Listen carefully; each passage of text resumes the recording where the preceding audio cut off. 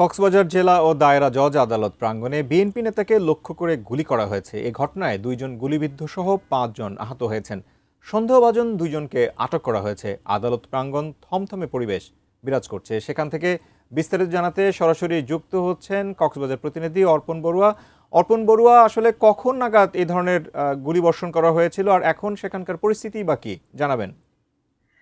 শাকুর যেমনটি বলছিলেন, আমি এই মুহূর্তে কক্সবাজার জেলা ও দায়রা জজ আদালত প্রাঙ্গণে রয়েছে। মূলত ঠিক এই জায়গায় গুলি বর্ষণের ঘটনাটি ঘটেছে এবং কক্সবাজার জেলা এবং দায়রা জজ আদালতের পাশে কিন্তু কক্সবাজার পুলিশ সুপার কার্যালয়ের সীমানা আমরা দেখতে পাচ্ছি। সীমানা দেয়াল কক্সবাজার জেলা দায়রা জজ আদালত এবং কক্সবাজার পুলিশ সুপার কার্যালয় কিন্তু একেবারে পাশাপাশি অবস্থান। ঠিক এইখানেই নিরাপত্তা বেষ্টনীতে ঘেরা ঠিক এই জায়গাটিতে জেলা জজ আদালত প্রাঙ্গণে আজকে সকাল 11:30টার সময় এখানে পরপর কয়েকটি গুলিবর্ষণের ঘটনা ঘটেছে, যার কারণে পুরো আদালত প্রাঙ্গণ জুড়ে এখানে আতঙ্ক ছড়িয়ে পড়ে এবং এই মুহূর্তেও থমথমে পরিস্থিতি এই জায়গাটিতে বিরাজ করছে বলে আমরা জানতে পেরেছি।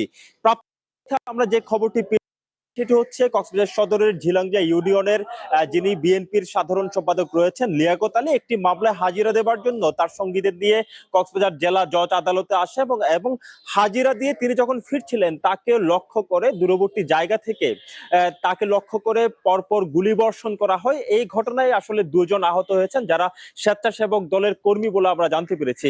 এবং এই ঘটনার পর এখানে একটি ধস্তাধস্তির ঘটনা ঘটে। যারা গুলিবিদ্ধ হয়েছেন তাদেরকে অপহরণ করে নিয়ে যাবার জন্য আসলে একটি গাড়িতে তুলবার চেষ্টা করা হচ্ছিল। ঠিক সেই সময় এই জায়গাটিতে এখানে ধস্তাধস্তি কালে বা পক্ষে বিপক্ষে এখানে সংঘর্ষ সংগঠিত হয়। এই ঘটনায় আরো 3 জন সহ 2 জন গুলিবিদ্ধ, অর্থাৎ সর্বমোট 5 জন আহত হয়েছেন।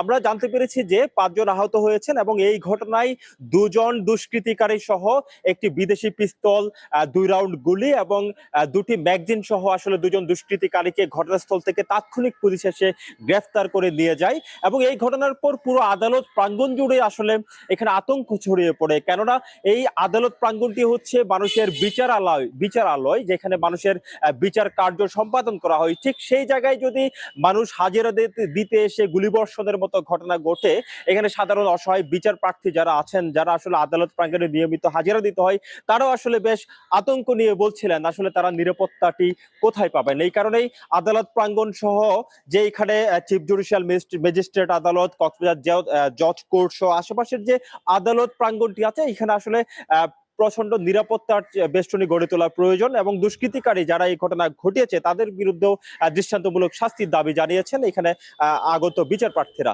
সাকুর, একটুকুই ছিল কক্সবাজার আদালত প্রাঙ্গণ থেকে এখানকার গোলাগুলির সবশেষ খবর।